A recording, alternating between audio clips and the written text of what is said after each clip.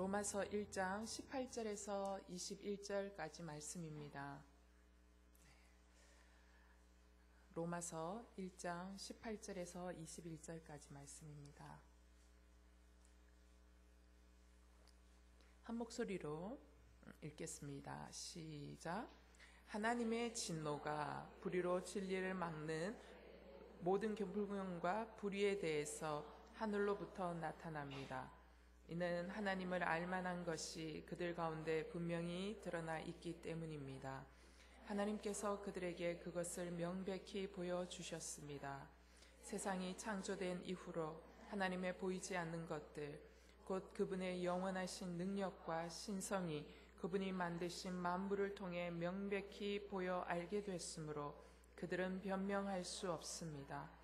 그들은 하나님을 알면서도 하나님을 영화롭게 하지도 않고 감사하지도 않았습니다. 오히려 그들의 생각이 허망해졌고 그들의 어리석은 마음은 어두워졌습니다. 아멘.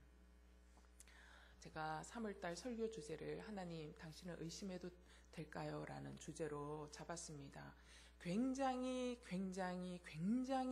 어려운 신학적 주제입니다. 굉장히 어려운 신학적 주제고 여기에 정답은 없습니다. 그러나 저는 함께 고민하고 싶었습니다. 함께 고민하고 싶었고 특별히 오늘 같은 제목은 보이지 않는 하나님을 어떻게 믿을 것인가 라는 하나님의 이제 존재론적인 증명인데, 사실 이 부분에 있어서는 초기 교부였던 안셀름이라든가 또 위대한 철학자였던 토마스 아퀴나스 같은 분들이 하나님의 존재론적인 증명을 증명하려고 했었지요. 그리고 많은 경우에 그들을 통해서 우리가 많은 통찰력들을 얻습니다. 그러나 그렇다고 할지라도 하나님은 사람의 어떤 지식과 또 이성과 논리로 증명되어질 수 있는 분이 아니다라는 것이 수세기를 지나오면서 2000년을 지나오면서 많은 사람들이 고민 끝에 내려진 결과입니다.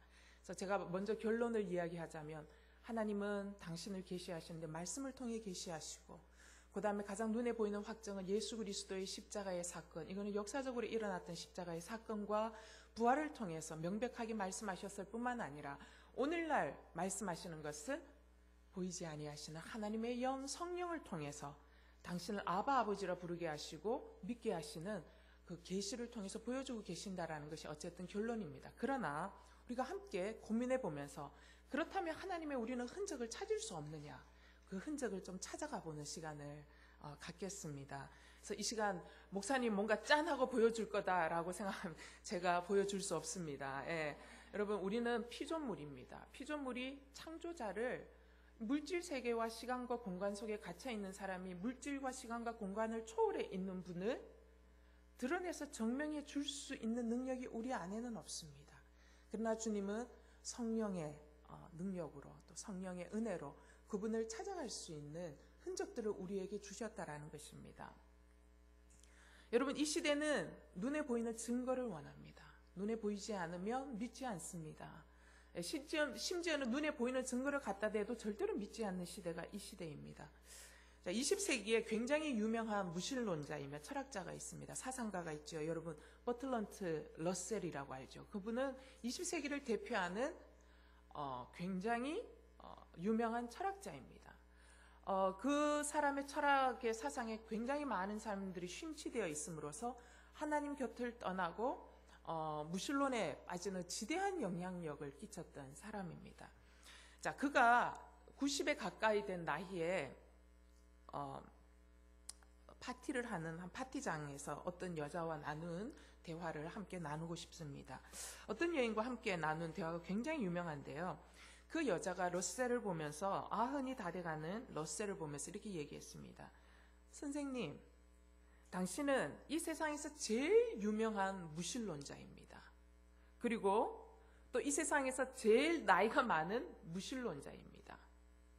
이제 곧 세상을 떠나셔야 하는 나이가 점점 더 가까이 오고 있는데, 이제 곧 세상을 떠나셔야 할 텐데, 만일 선생님이 죽어서 하나님이 존재한다는 사실을 알게 된다면 그때는 어떻게 하실 건가요? 라고 물었습니다. 그러면서 덧붙여서 물었습니다. 선생님이 평생을 정면으로 늘 이야기하지 않았습니까? 하나님은 없다라고 끊임없이 정면으로 이야기하시고 부인해 왔는데, 이제는 죽음 이후에 하나님과 정면으로 맞부딪히게 된다면 그때 그 하나님을 향해 뭐라고 이야기하겠습니까? 라고 얘기했을 때 러셀이 이렇게 유명한 대답을 합니다. 저요, 저 하나님께 삿대질을 하면서 이렇게 이야기할 겁니다. 하나님, 당신은 왜 우리에게 불충분한 증거만 주신 거요? 라고 나는 따지겠다라고 이야기를 하는 것이, 이 얘기는 뭐냐면 나는 끝까지 무신론으로 가겠다는 얘기입니다. 그러면서 만나면 불충분한 증거를 주고는 우리들을 믿으려 하는 당신이 비합리적인 분이 아니냐라고 자기는 따질 거라는 거죠. 자, 또 한 명의 무신론자, 유명한 무신론자가 있죠. 노우드 러셀 한슨이라는 무신론자가 있어요. 이 무신론 철학자인데요. 이분이 하나님께 조건을 내겁니다. 뭐라고 얘기하냐면, 하나님, 저는 까다로운 사람이 아닙니다. 하나님을 믿지 않겠다고 비트는 사람이 아닙니다. 저는 그렇게 까다로운 사람이 아니에요. 일정한 조건만 저에게 충족시켜 주신다면 저는 당장 하나님을 믿을 겁니다. 그러면서 그 사람이 제시하는 조건이 있습니다. 다음 주 화요일 아침에 아침 식사를 한 직후에 갑자기 고막이 찢어질 듯한 굉장한 천둥 소리가 들리고, 그 다음에 모든 사람이 무릎 꿇지 않을 수 없도록 하나님의 굉장한 진동 소리와 함께 임재가 있고, 그 다음에 땅이 흔들리고, 그 다음에 갑자기 폭우가 몰아치면서 나뭇잎은 막 떨어지면서 하늘에서 빛이 일어나면서 시스틴 성당 위에 있는 미켈란젤로의 천지창조의 그림에 있던 그 하나님이 빛으로 자기 앞에 나타나서, 봤냐? 나는 이렇게 건재하다 라고 자신을 보여주신다면 나는 당장이라도 믿겠다라고 이야기합니다. 여러분, 이 장면이요, 20세기에 21세기에만 일어나고 있는 장면이 아닙니다. 이 장면은 하나님이신 그분이 이 땅에 오셨을 때 받으셨던 장면이에요. 마태복음 4장에 보면 매우 유명한 장면이 나옵니다. 사단이 예수 그리스도를 유혹하는 장면이 나옵니다. 그리고 예수 그리스도께서 사단의 시험에 대항하여 그 시험을 이겨내는 장면이 있습니다. 여러분, 사단은 예수 그리스도에게 뭐라고 이야기하냐면, 예수님, 당신이 하나님의 아들 아닙니까? 그러면 하나님의 아들로 이 땅에 오셨다라는 걸 모든 사람들에게 쉽게 드러낼 수 있는 길이 있다. 당신이 메시아라는 거를 쉽게 갈 수 있는, 목표를 향해 갈 수 있는 지름길이 있다. 그 지름길을 쉽게 성취하라는 거예요. 그게 뭐냐면, 당신이 만약 하나님의 아들이거든, 이 돌들을 떡으로 만들어서, 빵으로 만들어서 먹으라라는 거예요. 그러면 사람들이 믿을 것이다. 그리고 높은 성전 꼭대기에서 뛰어내리라. 그러면 정말 시편에서 하나님이 예언하신 대로 천사들이 당신의 발을 붙들어서 당신의 발이 상하지 아니하도록, 다치지 않도록 하실 것이다. 그것을 보면서 사람들이 당신이 메시아라는 것을 알게 될 것이다 라면서 굉장히 쉬운 방법으로 메시아의 길을 가라고 이야기를 합니다. 사람들은 증거를 보여줘. 그러면 나는 당신을 믿을 거야. 증거를 보여줘. 나는 당신이 그러면 메시아라는 것을 믿겠다라고 이야기합니다. 그런데 예수님은요, 굉장히 쉬운 길이 있으셨지만 사단의 요구를 모두 다 거절합니다. 그리고 이야기합니다. 내 하나님 여호와를 시험하지 말라라고 이야기합니다. 세상은요, 언제나 증거를 요구합니다. 여러분, 예수님은 음란한 세대가 표적을 구한다 그랬어요. 예수님이요, 쉽게 가는 길 포기하셨어요. 예수님이 그거 못하셔서 포기하신 거 절대로 아닙니다. 여기에는 이유가 있습니다. 하나님은 왜 당신을 증명해 보이는 쉬운 길로 가시지 않을까? 여러분, 저도 가끔씩 그런 생각이에요. 하나님이 없다고, 하나님 보여달라고 하면서 막 이렇게 얘기하는 거 보면 속에서 갑자기 천불이 나면서, 저는 사람들 그냥 하나님이 봤냐? 나 이렇게 있거든? 하면서 그냥 딱 나타나서 정말 보여줬으면 좋겠다라는 생각을 해요. 여러분, 만약 하나님이 직접 나타나셔서, 우리 눈에 보이도록 나타나셔서 이야기하시고 말씀하신다면 우리는 생각해요.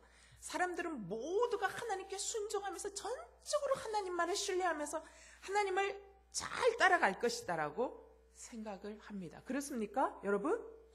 그런데요, 구약 성경을 보면은요, 이게 완전히 우리의 생각이 틀리다라는 것을 증명하고 있어요. 하나님께서요, 사람들에게 직접 눈으로 보이게 임재하셨던 때가 있습니다. 물론 아담과 하와가 범죄하기 이전에는요, 하나님과 함께 거닐었어요. 범죄한 이후에 아담과 하와는 하나님을 볼 수가 없었습니다. 왜? 하나님은 너무나도 거룩한 분이시기에 범죄한 인간이 하나님 앞으로 가는 순간 죽음입니다. 그래서 볼 수가 없는 거예요. 그런데 하나님이 이스라엘 백성, 나라를 아브라함을 통해서 선택하시고 이스라엘이라는 민족을 만들으시고 난 이후에 이집트에서 끄집어내서 광야로 이끌어 오셨던 광야 40년 시간 동안 하나님이 이스라엘 백성들에게 직접 나타나십니다. 물론 눈에 보이게 나타나시지는 않지만 하나님의 현현하심으로 나타나십니다. 많은 증거들로 나타나세요. 이 시기에 40년의 세월 동안 하나님이 계속적으로 나타나세요. 하나님이 육성으로 말씀하신, 호렙산이 진동하는 육성으로 말씀하셨어요. 그리고 또 하나님께서 호렙산에서 모세를 통하여 율법을 주실 때 산 전체가요, 불에 타는 듯한 연기와 불길이, 그러나 산이 타는 건 아니죠. 여호와의 임재의 모습이 그렇게 나타나는 거죠. 그러면서 임재하시면서 이스라엘 백성들 모두가 눈으로 목도할 수 있었어요. 하나님의 직접적으로 간섭하셨던 때였습니다. 여러분, 하나님이 눈으로 보이고 직접적으로 간섭하시고 하나님이 나타나시면 우리는 와, 하나님이 진짜 살아계시는구나. 이 하나님이야말로 정말 유일하신 하나님이고 천지 만물을 지으신 분이고 나는 이 하나님에게 올인해야 되겠어 라고 우리는 생각할 거라 생각하지만 이스라엘의 반응은 어땠냐면요, 신명기 20장 18절에서 19절 자막으로 좀 띄워주시지요. 함께 읽겠습니다. 시작. 아닙니다. 제가 아닙니다. 신명기 20장 18절에서 19절까지입니다. 제가 읽겠습니다.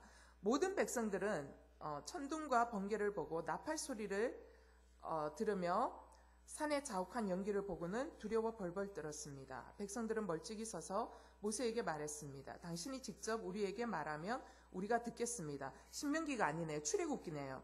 그러나 하나님께서 우리에게 말씀하시는 것은 막아주십시오. 우리가 죽을지 모릅니다.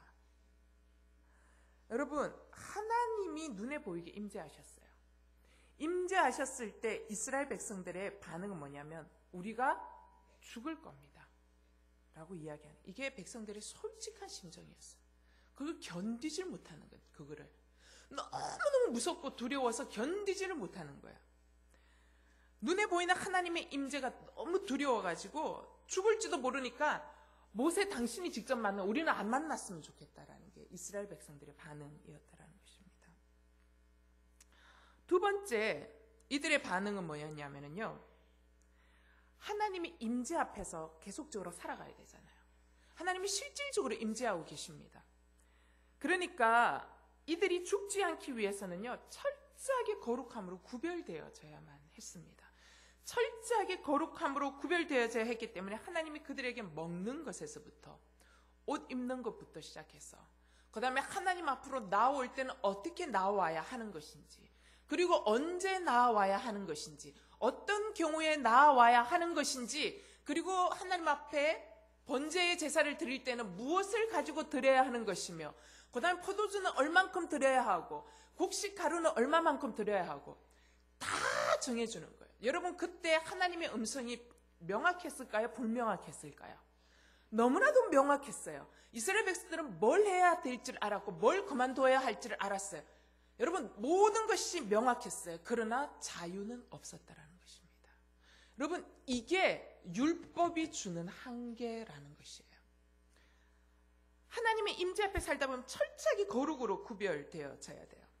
실수가 용납되지 않는 거예요. 거룩하신 그 하나님 앞에요, 우리가 거룩으로 나아가지 못하면 우리는 그 자리에서 죽습니다.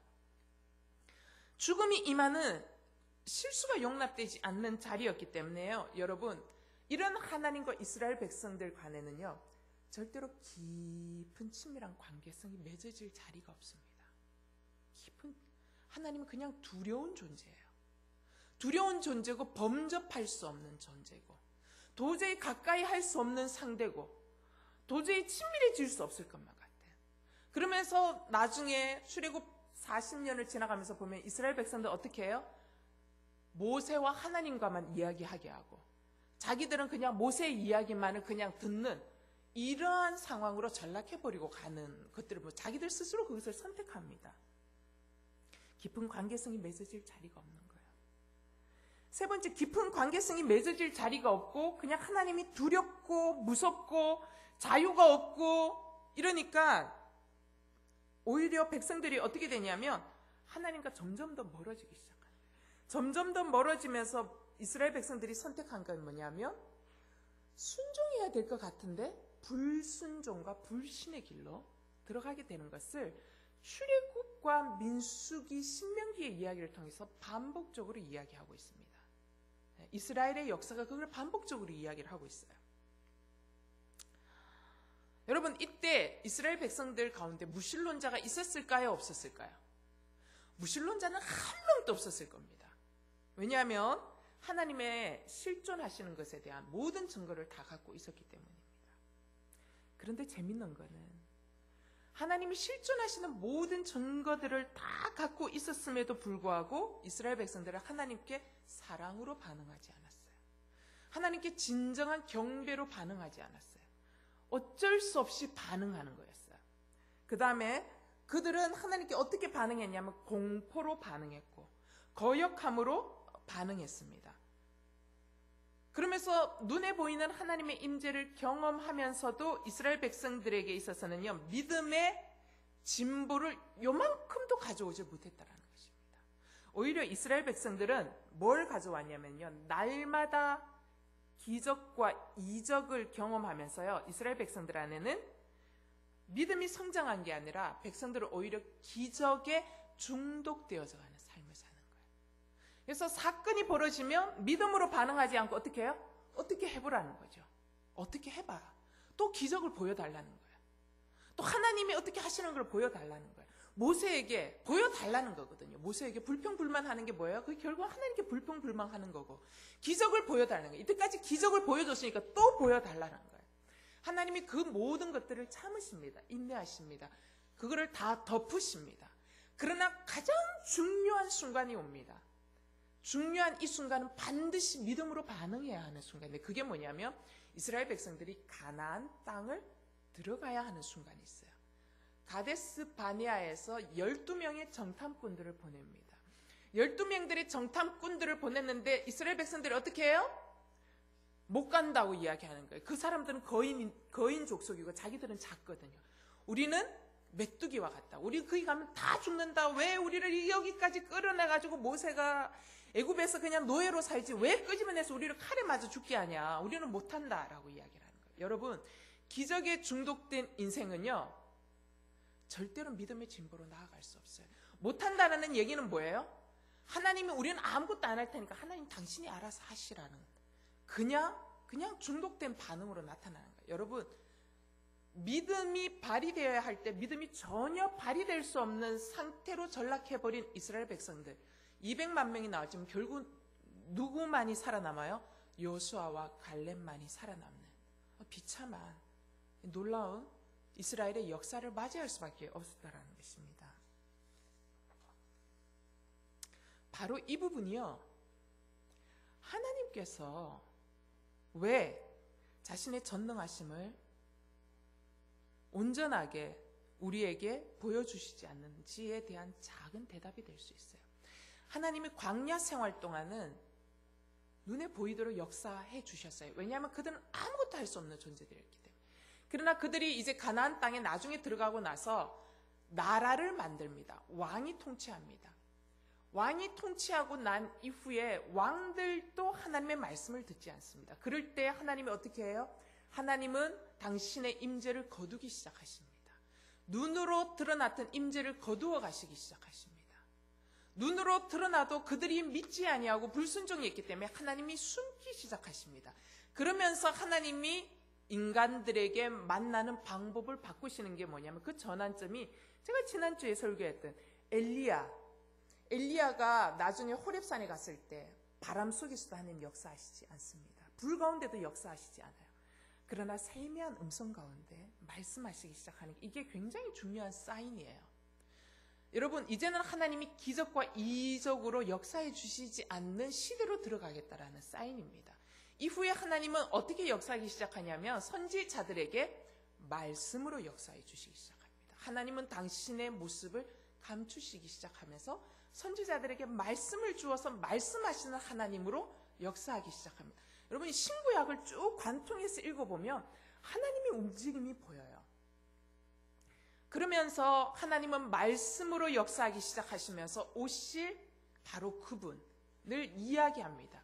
그리고 말씀이신 그분이 예수 그리스도가 이 땅 가운데 오십니다. 여러분, 이 예수 그리스도는 두려운 하나님이신가요? 친근한 하나님이신가요? 매우 친근한 하나님이셔요.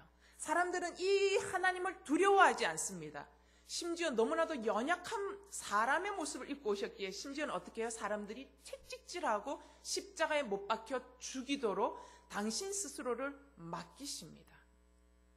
그리고 예수님이 죽으시고 난 이후에 부활하시고 난 이후에 예수님은 어떠한 모습으로 하나님은 어떠한 모습으로 우리 가운데 임재의 모습으로 나타나기 시작하냐면 성령을 보내셔서 우리의 내면 가운데 성령을 보내셔서 말씀하기 시작합니다.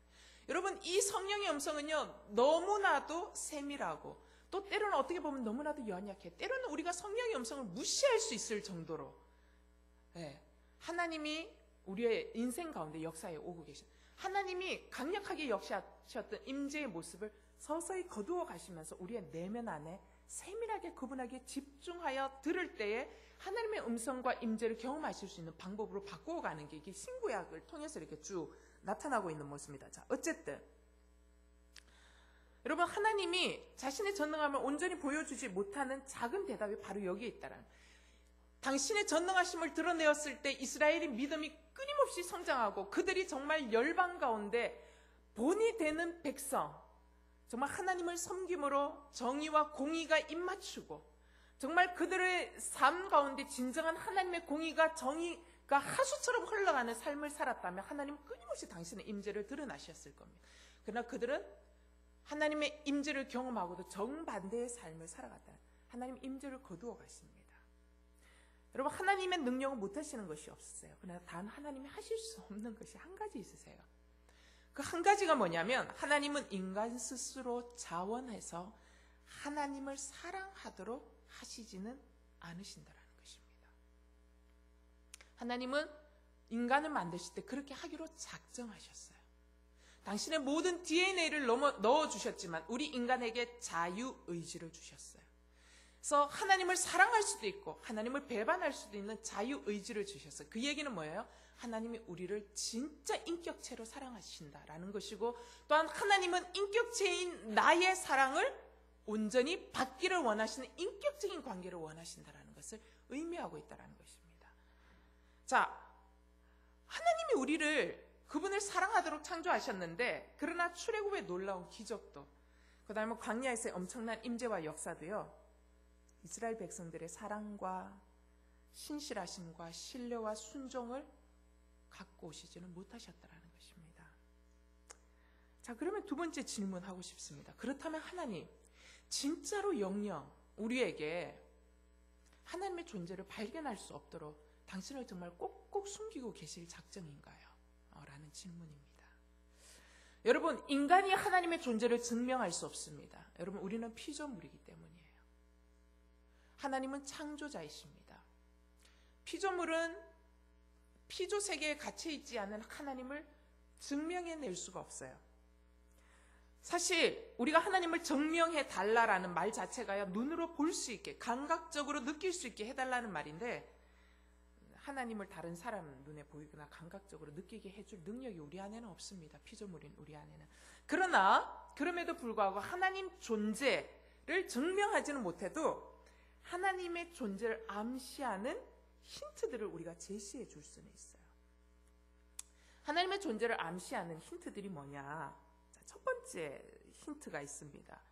하나님의 존재를 암시하는 힌트는 뭐냐면 인간 안에는요 하나님만이 채우실 수 있는 자리가 있어요. 그러면 하나님이 우리 인간을 당신의 모습과 형상대로 창조하셨어요. 처음에 창조했을 때 아담과 하나님 사이에는 막힘이 없었습니다. 그러나 아담이 어떻게 해요? 하나님의 자리에 올라서기 위한 범죄를 하려고 했을 때 하나님과의 관계가 끊어집니다. 그러면서 하나님 앞에서 쫓겨갑니다. 하나님과의 관계성이 상실되는 거예요. 여러분, 인간은 하나님과의 관계성 안에서 충만한 삶을 살도록 창조되어졌어요. 그러나 죄로 말미암아 하나님과 우리 사이의 관계성이 차단되어졌어요. 인간은 하나님 없이 살아야 되는 박탈된 존재로 살아가는 거예요. 그래서 인간 내면 안에는 늘 뭐가 있어요? 공허감이라는 게 있어요.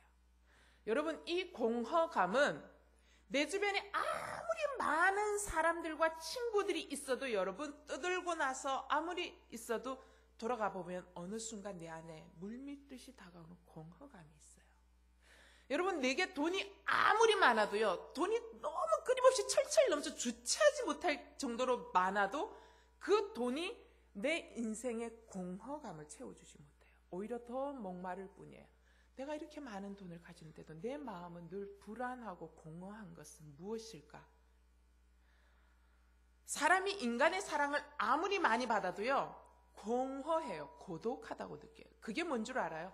하나님과 인간 사이에 죄로 말미암아 막혔던, 그래야 하나님으로 채워져야지만이 온전하게 채워질 수 있는 하나님 자리가 우리의 영혼 안에 있다라는 흔적입니다. 이 흔적은 뭐냐면 하나님이 나를 창조하셨다라는 흔적이고요. 나는 하나님으로 만날 때에만이 이것이 온전하게 채워질 수 있다는 것입니다. 여러분, 정말 인생의 공허감을 느껴보셨어요? 처절한 고독감을 느껴보셨어요? 인생의 막다른 골목까지 가보신 적이 있으세요? 여러분, 그건 사람도 위로가 안 되고 돈도 위로가 안 되고 아무것도 위로가 안 돼요. 그러나 인생에 하나님을 만나고 나면은 이 공고했던 인생이 가득 채워지는 게 느껴져요. 여러분, 그때 느끼는 자존감은요, 이때까지 경험할 수 없었던 자존감이에요. 여러분, 내가 비록 청바지가 너무 하나만 계속 입어서 찢어진 청바지, 티셔츠도 맨날 한 개 똑같은 거 입고 빨고 입고 해도요, 내 안에 채워진 이 자존감은요, 거울 앞에 서면 세상에서 내가 제일 멋져 보여요. 진짜 그래요.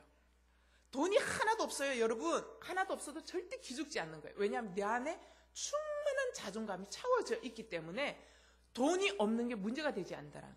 자, 어쨌든 사람 안에는 하나님만이 채우실 수 있는 것이 있어요. 그런데 이 공허감을 사람들은 공허하기 때문에 뭔가를 채우기 위해 대체물을 찾는다는 것이, 그게 뭐냐면 돈으로 대체물을 찾거나 쾌락으로 대체물을 찾거나 사람으로 찾거나 권력으로 찾거나 인기로 찾거나 아니면 외모로 찾으려고 한다는 것입니다. 절대로 대체물로 만족되어 줄 수 없다는 거죠. 두 번째, 하나님 존재를 암시하는 힌트들이 있어요. 두 번째 암시하는 힌트들이 뭐냐면 죽음에 대한 본능적인 두려움이 사람에게 있어요. 사람은 왜 죽음을 두려워할까요? 죽고 나서 이 세상을 떠나기 때문에 두려워한다. 그거는 답이 아니에요, 여러분. 죽음은 본능적인 두려움이에요. 여러분, 이 죽음에 대한 본능적인 두려움이 언제 온 줄 아세요? 아담이 범죄함으로 임했어요. 아담이 범죄함으로 어떻게 해요? 두려워서 하나님 앞에 나아갈 수 없어요. 여러분, 창세기 3장에 보면 두려움이라는 단어가 그전에는 등장하지 않아요. 근데 아담이 범죄한 이후부터 인간의 세계 안에, 인간사 안에 두려움이라는 단어가 찾아옵니다. 여러분, 이 하나님과 관계성이 차단되면서 인간은 즉시로 깨닫습니다. 내가 영원한 생명을 얻는 것이 아니라 범죄함으로 말미암아 죽음이 찾아왔구나 라는 것을 깨닫게 되면서 두려워하기 시작합니다. 하나님 앞으로 가는 것을 두려워해요. 그럼에도 불구하고 뭐예요? 죽음에 대한 엄청난 두려움과 공포가 있는 거예요. 하나님 앞으로 가야 답이 있는데도 죽음에 대한 엄청난 두려움을 가지고 그냥 살아가고 있다는 것입니다. 여러분, 아담 범죄 이후에 모든 인간에게 내려진 대가가 뭐냐면 죄의 대가가 바로 사망이라는 것입니다. 죽음에 대한 두려움이 모든 인간에게 임한 거예요. 그런데 여러분, 이 죽음에 대한 본능적인 두려움의 이 한계사항에 진지하게 만나면은요, 진짜 구도자의 길을 갈 수 있어요. 사람들이 이 죽음이라는 것이 굉장히 두려운 건데 이거를 회피하고 살아요. 마치 죽지 않을 것처럼 끊임없이 무의식 속에 사람들이 집어넣는, 왜냐하면 그거는 생각하면 생각할수록 너무나 두렵기 때문에, 한 발짝도 인생 가운데 나아갈 수 없기 때문에 그 부분을 접어놓고 살기로 결정하는 거예요.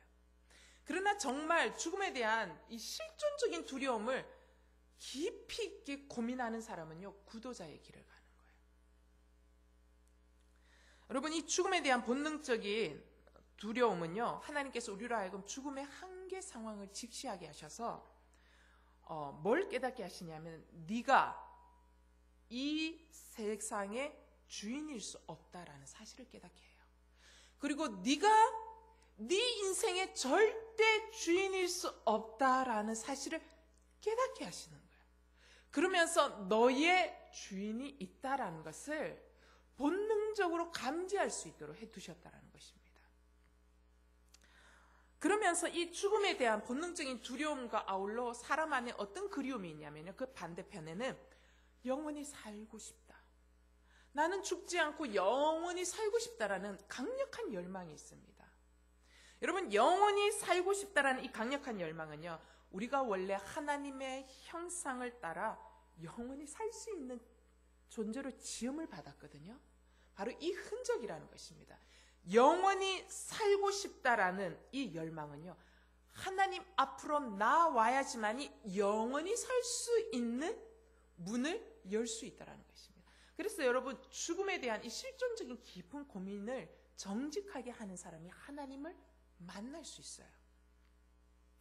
전도서 3장 11절에 이런 말씀이 있어요. 하나님이 사람에게 영원을 사모하는 마음을 주셨다. 하나님이 사람에게 영원을 사모하는 마음을 주셨대요. 왜 영원을 사모하는 마음을 주신 줄 알아요? 하나님만이 영원을 주실 수 있는 분인 것을 깨달아 찾아가도록 하기 위해서 영원을 사모하는 마음을 주신 거예요. 세 번째, 하나님 존재를 발견할 수 있는 흔적들이 뭐냐면요, 인간 안에는요, 보편적인 윤리와 도덕에 대한 의식이 있어요. 각 세계마다 문화의 차이가 다 있어요. 문화의 차이가 있어서 어떤 문화는 아무래도 도덕적으로 조금 더 높은 수준의 문화를 갖고 있는 문화가 있고, 또 어떤 문화는 도덕적으로 수준이 좀 낮은 문화를 가질 수 있어요. 그러나 문화의 이런 약간의 편차의 차이는 있지만 사람 안에는 기본적으로 무엇이 옳은 것인지, 무엇이 그른 것인지, 선은 무엇이며 악은 무엇인지, 또 그 다음에 의와 불의를 규정하는 규범에 관한 의식을 갖고 있다는 것입니다. 그리고 이러한 규범이 있기 때문에, 의식이 있기 때문에 의가 깨어지고 막 이런 상태를 보면 우리 마음 안에 드는 게 뭐냐, 분노가 드는 거예요. 분노가 들 뿐만 아니라 의가 끊임없이 계속 깨어지는 상황을 보면 나중에는 깊은 상실감을 느끼도록 우리를 만드셨더라는 것입니다. 이 문화와 시대를 초월해가지고 인간 안에는 이런 암묵적인 규범이 있다라는 것입니다. 여러분, 이 도덕의 보편성 뭔 줄 알아요? 하나님이 인간을 창조하실 때 당신의 형상을 따라 우리를 창조하셨어요. 당신의 형상을 따라 창조하셨을 때 하나님은 우리의 마음에 뭘 주셨냐면 당신의 법을 심어 놓으셨어요. 그게 뭐냐면 양심이라는 법을 심어 놓으셨다는 것입니다. 이 양심은요, 하나님의 형상을 따라 지음받은 인간만이 갖고 있는 매우 유니크한 것이라는 것입니다. 그래서 비록 시대가 악해져서 우리의 양심이 묻어지고 있는 것은 사실이지만, 그럼에도 불구하고 인간 안에는 여전히 양심이 작동하고 있다는 것입니다. 이 양심은요, 옳은 게 뭔지 악이 뭔지를 가르쳐주고요, 또한 이 양심은 뭐냐면 불의가 불의로서 정죄될 때 우리가 굉장히 시원한 쾌감을 느껴요. 그리고 의가 의로서 인정되고 대우받을 때 굉장히 기뻐하는, 이게 우리 양심의 기능이라는 거예요. 근데 또 이 양심은 우리가 죄를 지으면 숨기고 우리가 본능적으로 우리의 죄를 숨기고 싶어하는 죄의 본성이 있거든요. 숨기려고 할 때 양심이 뭐라 그러냐면 네 잘못했잖아. 잘못했다고 얘기해야지. 그건 잘못된 건지 라고 말하는 우리에게 죄책감을 줍니다. 이 양심의 흔적은요, 우리 안에 나타나는 이 죄책감의 흔적은 뭐냐면 하나님께서 우리로 하여금 부르시는 소리예요. 예수 그리스도 앞으로 나아오라는 부르시는 소리라는 것입니다. 이 죄와 이 죄책감을 해결할 수 있는 길은 유일하게 예수 그리스도밖에 없거든요. 자, 어쨌든 네 번째, 하나님이 우리 인간에게 숨겨둔 하나님의 그 실존의 흔적은 뭐냐면 또 사람 안에 있는 종교심이라는 것입니다. 예레미야 10장 11절에서 12절 보면 이런 말씀이 나와요. 예레미야 10장 11절에서 12절 읽겠습니다. 시작. 너희는 그들에게 이같이 말하라. 하늘과 땅을 만들지 않은 신들은 땅에서 그리고 하늘 아래서 멸망할 것이다. 그러나 하나님께서는 그분의 권능으로 땅을 만드셨고 그분의 지혜로 세계를 세우셨으며 그분의 분별력으로 하늘을 펼치셨습니다. 예. 여러분, 사람들이 하늘과 땅을 만들지 않은 신들을 섬긴다라는 것입니다. 여러분, 하나님의 존재의 흔적을 찾아볼 수 있는 건 인간 안에 있는 이 종교성이에요. 여러분, 사람들이 하나님이 없다고 부인해요. 그러면 하나님이 없다고 부인하는 그 인간은 그냥 그저 하나님 없이 살아갈 수 있는가 하면 그렇지 못하다라는 거예요. 두렵고 초조하고 죽음에 대한 실존적인 두려움이 있고, 그러면서 하나님 없이는 채워줄 수 없는 하나님 자리가 있고, 이러한 여러 가지 복합적인 상황이 뭐를 만들어내냐면요, 우상을 만들어내요. 또 다른 신을 만들어낸다라는 것입니다. 여러분, 하나님을 부인하는 인간은요, 계속해서 우상을 만들어낼 수밖에 없어요. 하나님을 부인하면서 인간은 결코 태어나게 살아가지 못해요. 세상에 너무나도 많은 종류의 신들이 있잖아요. 뭐 일본 같은 경우에는 인구 수만큼 신들이 있다 그러잖아요. 부교 가면은 소뚜껑신, 뭐 어디 가면은 부뚜막신, 뭐 모든 신들의 종류를 다 그러니까 두려운 거예요. 그러면서 자기가 지성을 들이면서, 여러분, 사람이 하나님을 거부하면은요 반드시 우상을 만들게 되고 누군가를 의존해서 살아갈 수밖에 없다라는 흔적이 우리 안에 있기 때문에 의존하게 돼요. 그러면서 막 알지 못하는 신에게 막 빌어요. 막 비는데 그 신은 누가 만들어낸 신이냐면 인간이 만들어낸 신이에요. 왜 인간이 그 신을 만들어낼까요? 하나님은 싫고 내가 조정하고 싶은 신을 만들어내고 싶은 거예요. 내가 막 지성을 들이면 내게 막 복 주는 신, 그건 인간이 조정할 수 있는 신이거든요. 돈 내고 지성 들이고 막 이렇게 해가지고 잘 보이면 내게 잘해주는 신, 그거는 사람이 만들어낸 신이라는 거죠. 자기가 조정할 수 있는 신을 만들어낸다는 것입니다. 여러분, 사람이 하나님 부인하면서 결코 태연하게 살아갈 수 없어요. 매우 과학적인 것을 추구한다고 큰소리 치지만요, 위기의 순간에 과학적인 것을 추구한다는 사람이 전보로 갈 수 있어요. 심지어는 이사하는 날짜도 마음대로 못 정해요. 손 없는 날을 정해야 된다고. 도대체 손 없는 날이 뭔지를 모르겠어요. 결혼 날짜도 마음대로 못 정해요. 붙들려서 사는 거예요. 하나님이 없다라고 부인하지만 그냥 붙들려서 사는 인간 안에 있는 이 종교성. 이 이중적인 태도는요, 인간 안에 지울 수 없는 하나님의 흔적이 있기 때문이라는 것입니다. 하나님을 향한 그리움이 있다는 거죠. 그럼에도 불구하고 사람들은 하나님을 부인하고 싶어 해요. 하나님 없다고.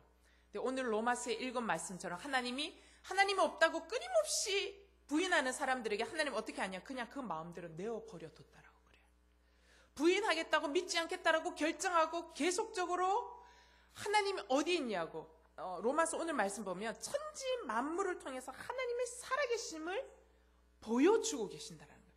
이 천지 만물이 사시사철이 어떻게 바뀌어가고, 해가 뜨고 밤에 달이 뜨고, 그 다음에 온갖 별들이 있고, 그 다음에 지구의 자전과 공전과, 그 다음에 해수의 조수와 간만의 차이와, 이 모든 것들을 통해서 하나님이 살아계시다라는 것을 보여주었음에도 불구하고 하나님을 믿지 않겠다라고 결정한 사람들의 그 상실한 마음대로 내어버려 두시겠다라고 말씀하고 있다라는 것입니다.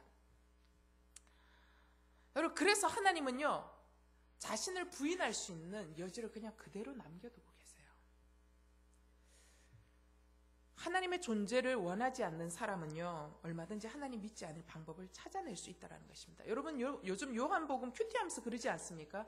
예수님이 눈먼 자의 눈을 고쳐주었더니 뭐라고 얘기해요? 귀신 들려서 고쳐줬다라고 이야기하거나 도저히 믿지 않겠다라고 생각하면 믿지 않기로 작정하는 거예요. 그 사람이 나는 모른다, 그 사람이 누군지. 그러나 내가 이전에는 장님이었다가 지금은 내가 이제 눈을 뜨고 본다라는 거다. 그리고 나를 고친 분이 바로 그 사람이라는 거다. 예수라는 사람이다. 근데 그거를 이야기하는데 왜 안 믿냐라고 이야기하는 거예요. 그런데 그거를 보면서도 유대인들이 믿지 않겠다라고 결정하니까 어떡하든지 믿지 않겠다라고 이야기하고, 나중에 누가복음 보면 귀신의 힘을 빌어서 그렇게 한다라고 이야기하는 그런 모습들을 보고 있습니다. 여러분, 많은 사람들이 하나님을 믿지 않겠다라고 결정하면서 또 선택하는 신앙이 뭐냐면 무신론의 입장을 선택해요. 여러분, 무신론이 신앙이 아니다라고 사람들이 착각해요. 그러나 여러분, 무신론도 신앙입니다. 여러분, 무신론은 우리가 생각할 때 신을 믿지 않기 때문에 신앙인이 아니다라고 생각해요. 그러나 무신론도 하나의 신앙이에요. 어떤 신앙이냐면 하나님이 없다는 믿음이에요. 그것도. 여러분, 하나님이 없다는 주장은요, 관찰로 확실하게 얻어질 수 있는 결론이 아닙니다. 여러분, 공기 눈에 보입니까? 눈에 안 보여요. 그러면 눈에 안 보인다고 우리가 공기가 없다라고 이야기할 수 있습니까? 그렇지 않다라는 것입니다. 여러분, 제가 이거 지금 앞에서 이야기하는 게 마이크를 타고 이렇게 가잖아요. 이게 전기의 힘이에요. 전기는 우리 눈에 보입니까? 보이지 않아요. 그러나 전기는 여전히 존재한다라는 것입니다. 여러분, TV 전파를 타고 화면이 나옵니다. 전파는 우리 눈에 보이지 않지만 분명히 전파를 통해서 우리는 화면을 볼 수 있다는 것입니다. 우리 눈에 보이지 않는다고 존재하지 않는다라고 이야기하는 것은 굉장히 틀린 이야기라는 것입니다. 더군다나 물론 하나님은 이러한 피조 세계, 물질 세계 속에 갇혀있는 분이 아닌데 물질적으로 나타나실 수 없을 뿐만 아니라 어쨌든 우리가 눈에 보이지 않는다라고 하면서 존재하지 않는다라고 이야기하는 건 굉장히 틀리다라는 거죠.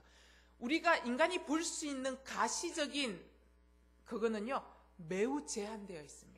여러분, 사진을 찍는다라는 말은요, 틀린 말이에요.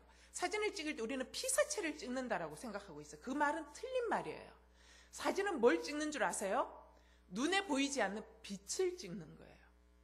빛이 없으면요, 사진은 절대로 찍히지 않습니다. 그래서 피사체를 찍는 게 아니라 빛이 노출된 만큼 찍혀지는 거예요. 그럼 무신론은 하나님이 없다라고 주장해요. 여러분, 그런데 어떤 존재가 없다라는 것을 증명하는 것은요, 어떤 존재가 있다라고 증명하는 것보다 훨씬 어렵습니다. 없다라는 것을 찾아내려면요, 없는 증거를 만들어서 찾아내야 되기 때문에 없다라는 증거를 찾기가 굉장히 어렵다라는 것입니다. 무신론자들이 하나님이 없다라는 증거는요, 증거가 없어요. 그냥 다만 눈에 보이지 않기 때문에 없다라는 거예요. 과학자가 얘기했죠. 해부학자가 끊임없이 해부하면서 인간 안에는 영혼을 아무리 찾아볼래도 영혼이 없습니다. 그냥 육체일 뿐입니다 라고 얘기했어요. 그러니까 그 얘기를 듣고 있던 옆에 할머니가 뭐라고 얘기하냐면, 저기 의사 선생님은 자녀들을 사랑하나요? 그러니까 사랑하죠. 그러면 그 자녀를 얼마나 사랑하는지 제가 해부 좀 하고 싶습니다. 그 사랑이 간에 붙어 있는지 콩팥에 붙어 있는지 내가 눈으로 좀 봐야 되겠다라고. 여러분, 보이는 이 세상에 실존하는 거는요, 보이지 않는 존재가 훨씬 더 큰 존재가 이 세상을 움직여가고 있다는 것입니다.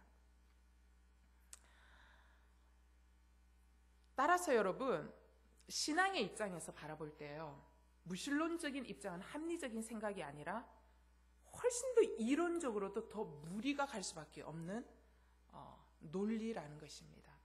그래서 이 무신론자들의 논리에 이 허점이 있다는 것을 아는 사람들은 어떤 방향을 향해 가냐면은 불가지론이라는 방향을 향해 가요. 나는 불가지론자다라고 이야기해요. 여러분, 불가지론자는 어떤 거냐면은 하나님이 존재하는지 나는 알 수 없다라고 이야기하는 게 불가지론자예요. 그래서 불가지론자들에게 있어서 모든 지식은 불확실해요. 명확한 건 없어. 다 불확실한 거야 라고 이야기를 해요. 자, 그러면 이 얘기가 굉장히 이렇게 모호하지만 굉장히 지혜로운 것처럼 느껴지잖아요. 근데 불가지론 안에도 문제가 있다는 것입니다. 어떤 문제냐면, 만일 모든 것이 불확실하다라면, 모든 것이 불확실하다라는 그 지식은 불가지론자들에게는 어쩌면 그렇게 확실한 지식인지 라는 게 논리적으로 굉장히 큰 구멍이라는 거예요. 아무것도 우리는 확실히 알 수 없다 라는 그 지식도 불확실한 것이기 때문에요. 불가지론자들의 그 입장은요, 자신의 입장도 제대로 지지하지 못하고 있는 입장이라는 것입니다.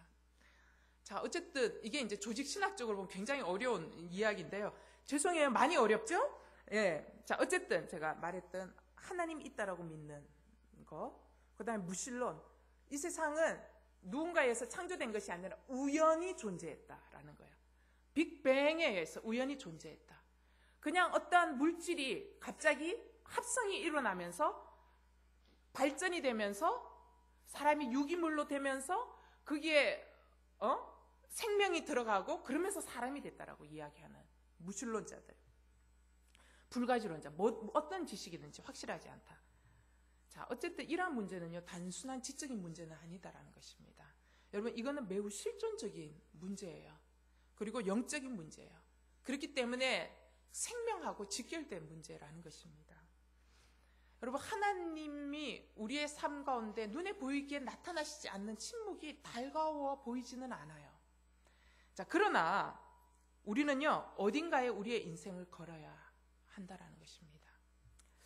여러분, 무신론자들이 말하는 당신은 목적도 없고 의미도 없고 그냥 우연히 빚어진 유기물의 총체일 수도 있고요. 아니면 성경에서 말하는 정말 당신은 선하신 하나님의 목적과 분명한 의미를 갖고 있는 인생이며 창조하신 하나님이 창조하신 피조물이고 그리고 하나님의 형상을 따라 지원받았기에 그 어떤 것보다 존귀한 자이고 그 다음에 영원한 영광 가운데 살아갈 존재일 수도 있습니다. 여러분, 우리는 어느 것에 우리의 삶을 걸지를 결정하셔야 돼요. 그러나 여러분,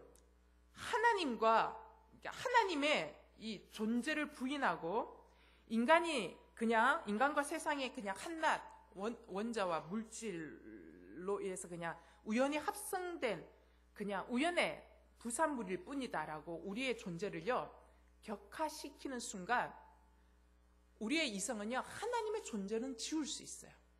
하나님의 존재는 지울 수 있지만 하나님의 존재를 지우는 순간 여러분 뭐도 사라지는 줄 아세요? 인간이라는 존재 그 자체도 사라지는 거예요. 인간의 인간다움은 완전히 사라지는 거예요.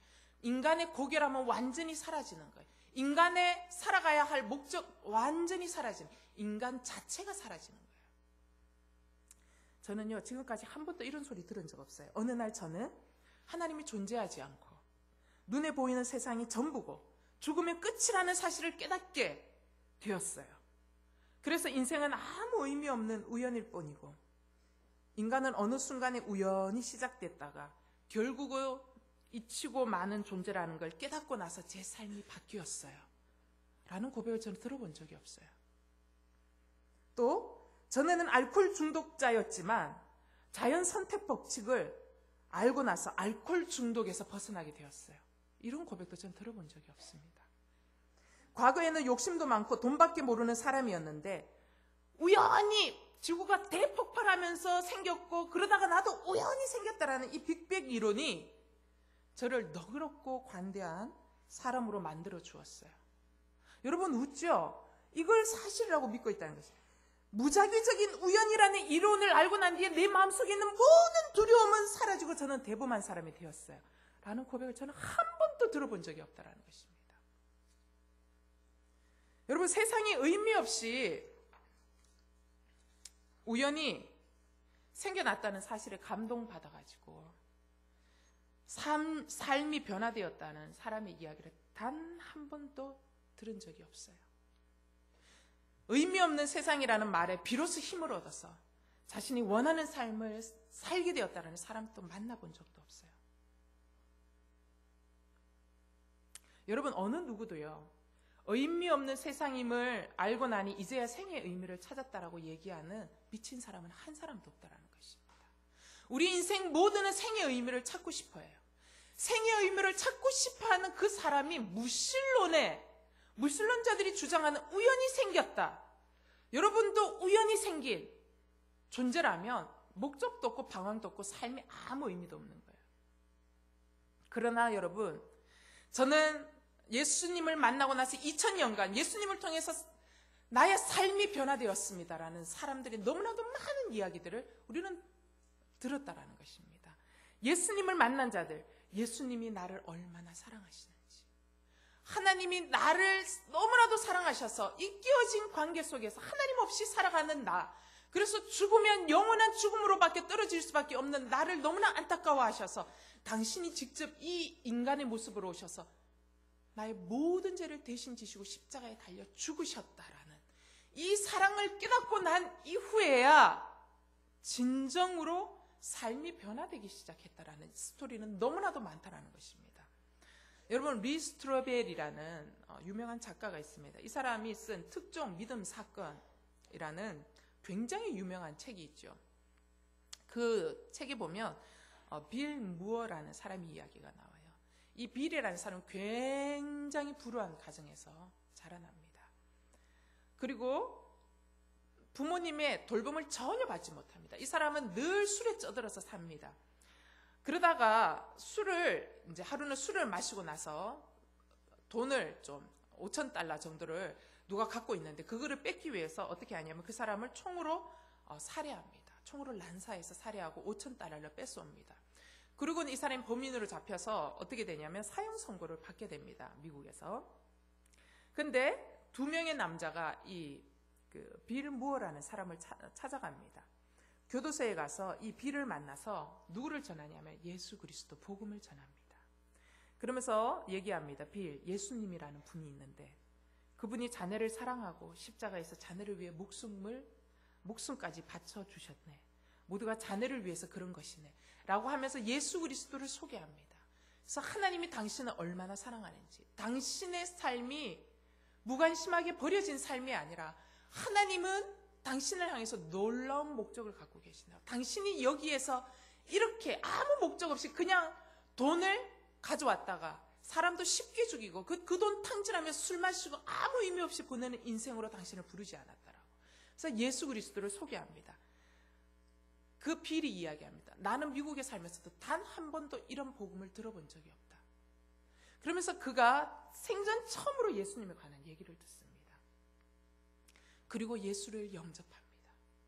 예수를 영접하고 난 이후에 그의 마음 가운데 하나님의 생명이 부어지기 시작합니다. 그러면서 그가 변화되기 시작해요. 사형 선고를 받고 난 이후에 한 몇 년이 지났어요. 완전히 그 사람이 딴 사람으로 변화된 거예요. 그의 마음속에 있었던 원한과 증오가 사라지기 시작하면서 그 사람이 달라지면서 사람들에게 영향력을 주기 시작하는 거예요. 그러면서 그가 갇혀있던, 이 사형수로 갇혀있던 감옥 안에 이 사람을 통해서, 이 사람의 변화를 통해서 사람들이 예수를 믿기 시작하는 거예요. 예수를 믿기 시작하고 심지어는 이 사형수 감옥이 세상에서 가장 안전한 장소로 바뀌기 시작한다는 것입니다. 그래서 사람들의 삶이 이 사람을 통해서 변화하기 시작하는 거예요. 변화하기 시작하니까 심지어는 상담이 필요한 사람이 생기면 바깥에 있는 정상인을 이 감옥에다가 파송을 합니다. 그러면서 이 사람을 만나게 해요.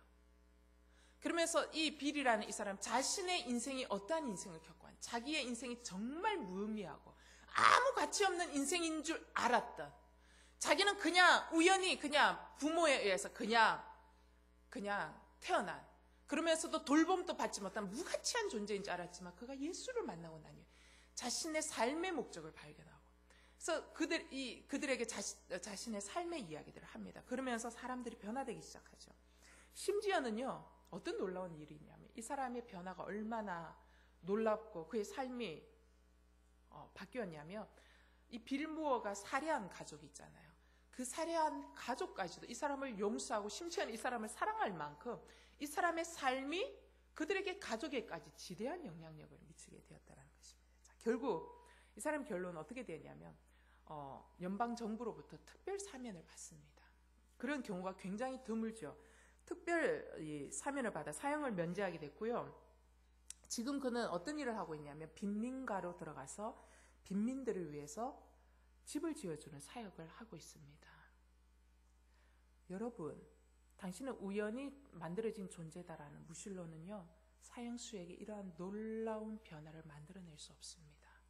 오직 예수 그리스도, 그분만이 이러한 놀라운 변화를 만들어낼 수 있다는 것입니다.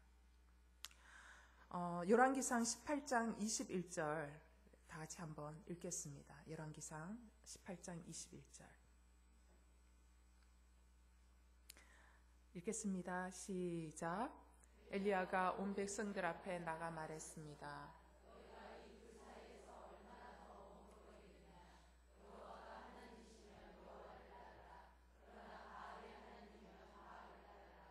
그러나 백성들은 한마디 대꾸도 하지 않았습니다. 여러분, 우리는 하나님이 살아계시다라고 선택을 하든지, 아니면 하나님이 없다고 선택을 하든지, 아니면 알 수 없다고 선택을 하든지 해야 합니다.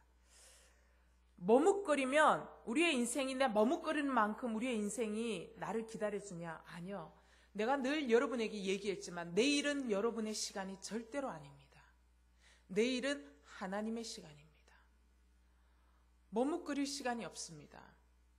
여러분, 우리는 하나님께 올인하든지 하나님이 없다는 것에 올인하든지 둘 중에 하나에 올인하셔야 된다라는 것입니다. 그러나 여러분, 나는 여러분이 살아계신 하나님께 올인하게 되기를 바랍니다. 그리하여 영원한 생명을 얻게 되기를 바랍니다. 그리하여 여러분이 얼마나 삶이 목적이 있고 여러분의 삶이 얼마나 가치가 있고 여러분은 세상의 돈으로 비교되어질 수 있는 사람이 아니고 여러분은 하나님의 형상으로 지음받은 얼마나 존귀한 자인지를 여러분 깨달을 수 있는 인생 되기를 바랍니다.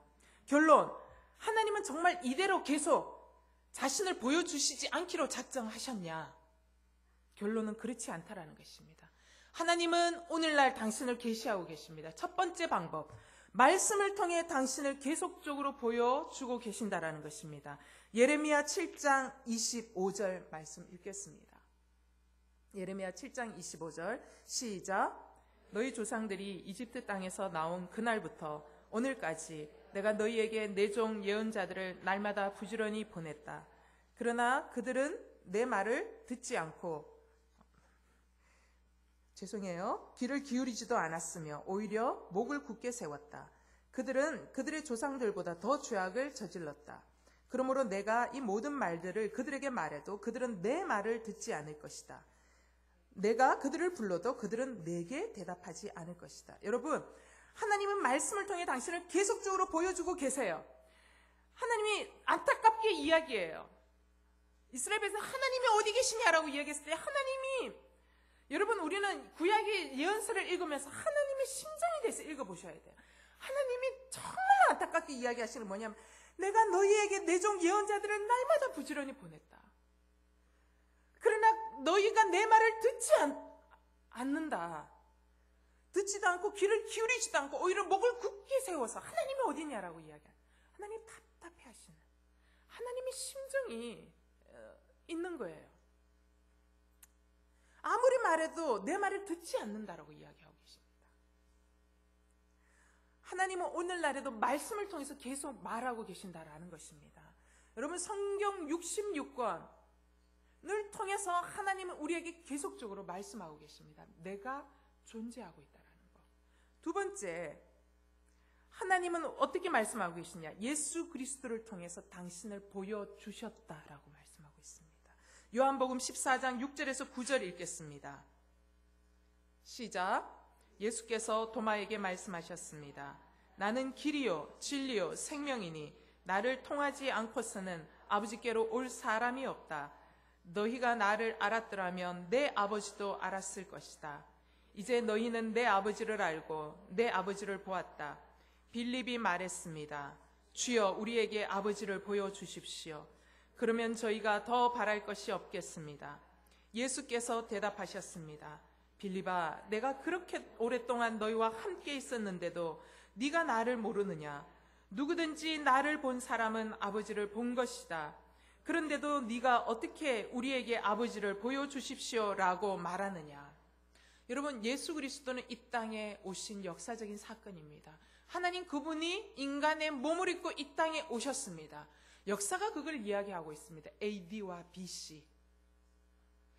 예수님의 십자가 사건은요, 실질적으로 일어난 사건이에요. 부활 사건도 실질적으로 일어난 사건이에요. 예수님의 제자들도 하나님 보여달라고 하니까 예수님이 답답한 심정을 해요. 나를 보면 하나님을 본 것이다. 왜? 예수님 그분이 하나님이시기 때문이에요. 나를 보았는데 왜 하나님을 보여달라고 하느냐? 내가 바로 곧 하나님이시다 라고 이야기를 하고 있다라는 것이죠. 세 번째, 하나님은 어떻게 보여주고 계시냐? 세 번째, 성령님을 보내주셔서 하나님을 아버지라고 증거하고 계신다라는 것입니다. 요한복음 14장 16절에서 17절 읽겠습니다. 시작. 내가 아버지께 구할 것이니 아버지께서 너희에게 다른 보혜사를 보내셔서 너희와 영원히 함께 있도록 하실 것이다. 그분은 진리의 영이시다. 세상은 그분을 볼 수도 없고 알 수도 없기 때문에 그분을 받아들일 수가 없다. 그러나 너희는 그분을 안다. 그분이 너희와 함께 계시고 또 너희 안에 계실 것이기 때문이다. 16장 14절에서 15절 읽겠습니다. 시작. 그분은 내 것을 받아서 너희에게 알려주실 것이므로 나를 영광되게 하실 것이다. 아버지께 속한 모든 것은 다 내 것이다. 그렇기 때문에 성령께서 내 것을 받아서 너희에게 알려주실 것이라고 말하는 것이다. 아멘. 성령 그분은 진리의 영이세요. 세상은 그런데요, 그분을 볼 수가 없어요. 진리의 영을 볼 수가 없는 거예요. 알 수도 없다고 얘기해요. 그렇기 때문에 그분을 알 수가 없다라고 이야기하고 계세요, 예수님이. 그러나 너희는 그분을 안다. 어떤 너희요? 성령님이 임재하고 있는 너희는 그분을 안다.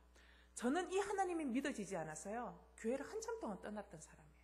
하나님이 없다고 교회 다니는 친구들을 열심히 바깥으로 끼워서 전도했던 사람이에요.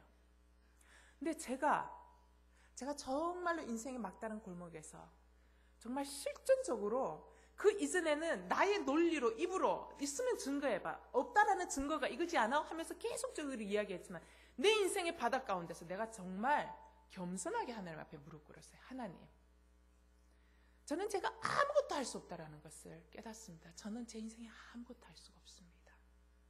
그래서 하나님이 제 인생을 끌고 가 주십시오. 하나님의 살아계심, 하나님을 믿고 싶습니다. 하나님을 알고 싶습니다. 정말 겸손하게 주님 앞에 납작 엎드리며 하나님의 임재를 구하고, 하나님의 살아계심을 구할 때 하나님이 오셔서 저를 만져주셨어요. 근데 오셔서 만져주셨다는 게 손으로 만져준 게 아니에요. 성령이 오신 거죠.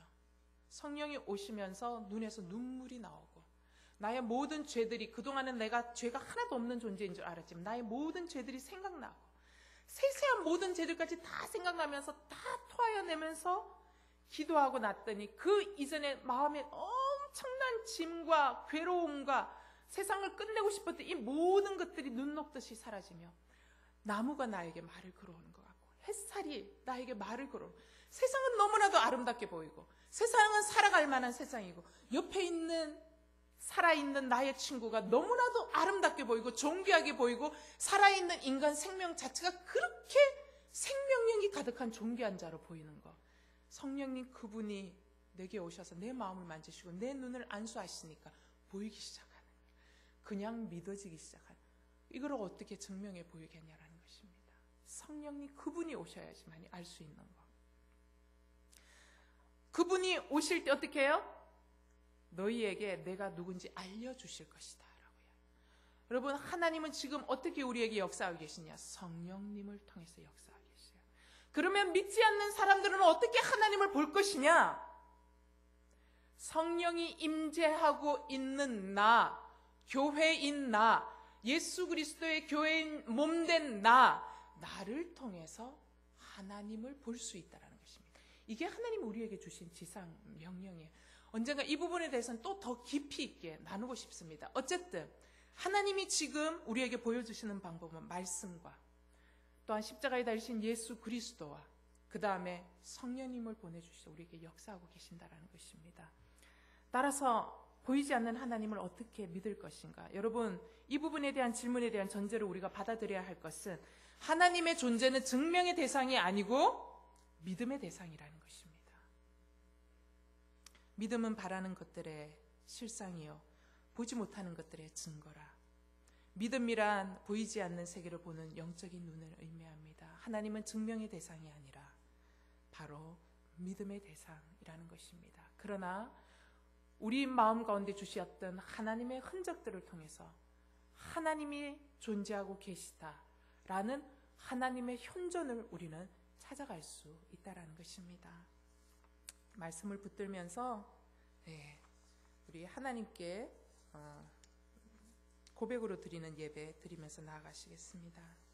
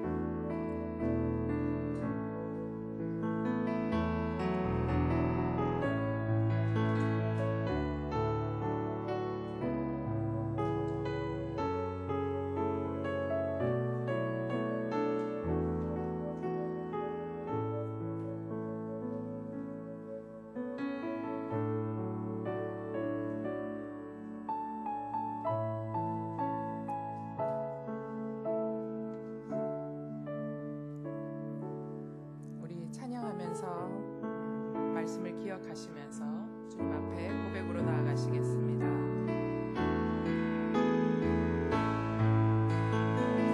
주